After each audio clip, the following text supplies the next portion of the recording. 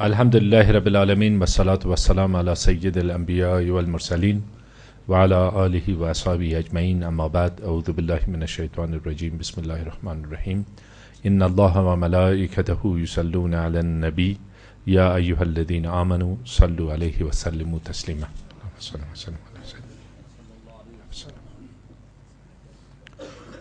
بزرگان، علما، دانشمندان، مجاهدین، جوانان، مستفیدان ولسوالی های خوست فرنگ و گذرگاه نور، و در این محفل چند نفر از بزرگان ولسوالی فرخارم میبینم. شما هم خوش آمدین، همگیتان خوش آمدین، بخیر و سلامت باشین و تشکر میکنم از تشریف آوریتان و از احساس نیکتان که همراه ما شریک ساختین در ارتباط به حکومت وحدت ملی و تشکیل حکومت وحدت ملی.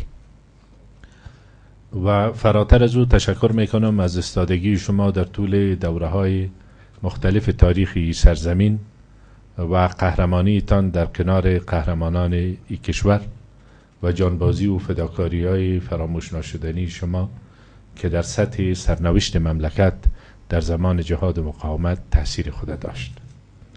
و در انتخابات هم که اگر هر کس فراموش کنه، ما فراموش نمی کنیم سهم شما را که با چه اخلاص، با چه صداقت، در چه شرایطی شما سهمتان ادا کردین. خداوند شما را اجر نصیب کنه. اما در پهلوی از او معنای از این تشکر ما تنها یک تشکر محض نیست، معنایش اذعان به حق است که شما بالای ما، بالای دولت، بالای حکومت وحدت ملی دارین.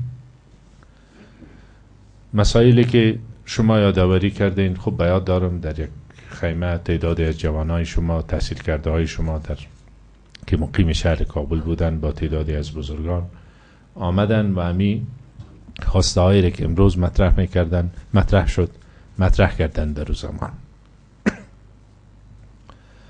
وعده ما به امرایشان، به امرای که تعدادشان در این مجلس حضور دارم، امی بود که انشاءالله زمانش برسه، فرصتش برسه، ما هم در امی راهی که آمدیم میخواییم یک خدمتی به مردم کرده باشیم و یک خدمت صادقانه به همه مردم افغانستان.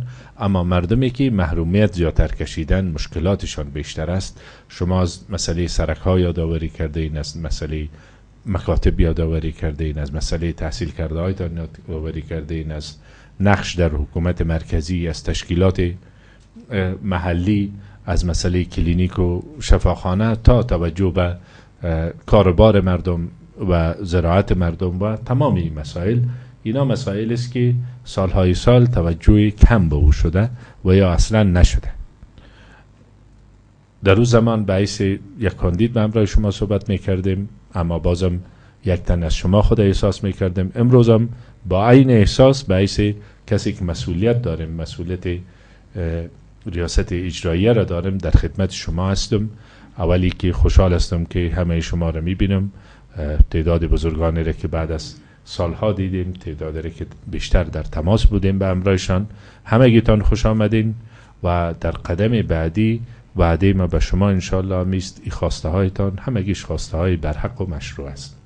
اگر سهم میخواین، افراد شایسته و کادرهایتان میخواین که در اداره مرکزی و در محل نقش داشته باشه، این به اساس اونمو ادعایی است که ما کردیم که کار به حلش سپرده میشه و عدالت تامین میکنیم. و ایجاب عدالت هم امیست که کسانی که شایستگی داشته باشن فرصت برشان مساعد ساخته شود. اگر قانون اساسی افغانستان انکشاف متوازن گفته، معنای انکشاف متوازن این است که 3 ولسوالی تا 13 سال اصلا دسترسی از لحاظ سرک و جاده نداشته باشه. معنایش این نیست.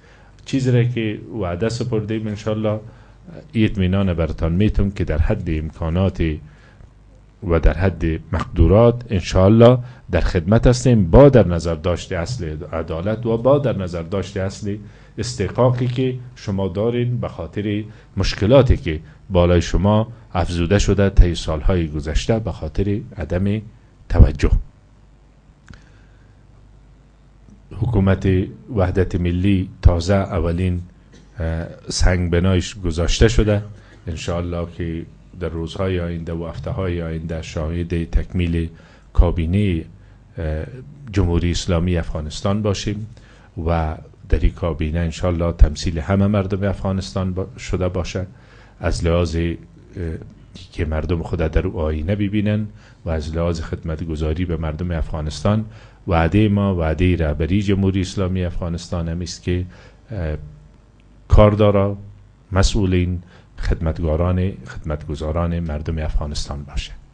حکومت خدمتگزار، اداره سالم، مبارزه با فساد اداری چیزی است که ما وعده سپردیم، در امی راستا مصمم هستیم انشاءالله و توفیق از خدا میخواهیم.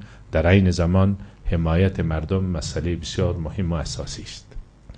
به یک نکته دیگه هم دوستای ما اشاره کردن، مسئله انتخابات آینده باید انتخابات باشه که مردم مطمئن شوند و یک قدم دیگه افغانستان به طرف ثبات و به طرف نهادی نشدن مردم سالاری پیش ببره، نه ای که خدا نخواسته افغانستان به خطرات بعدی مواجه بسازه.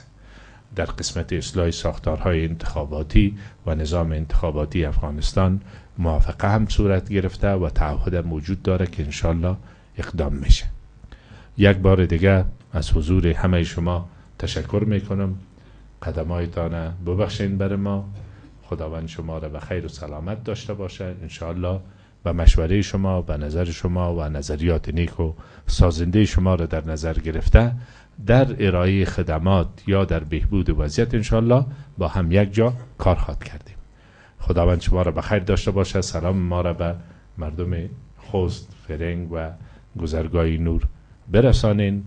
او یک روز، چند ساعتی که ما در خدمت اون مردم بودیم، ایره باید یادآوری کنیم که اونها سالهای سال با خانواده هایشان سهم گرفتن در جهاد، در مقاومت و در خدمت بودن همیشه و رنج بردن، شهید دادن، معلول بجا گذاشتن. پس قدر از او کار هیچ کدام ما ادا کردن نتانستیم. از خداوند توفیق میخواهیم که ما را سبب مرهم گذاشتن به زخمهای مردم افغانستان بسازه و سبب التیام زخمهای مردم افغانستان بسازه و سبب ایجاد فرصتها برای زندگی بهتر بر همه مردم افغانستان و رفع محرومیت، تبعیض، بی‌عدالتی و بیقانونی. تشکر از همه شما و السلام علیکم و رحمت الله و برکاته.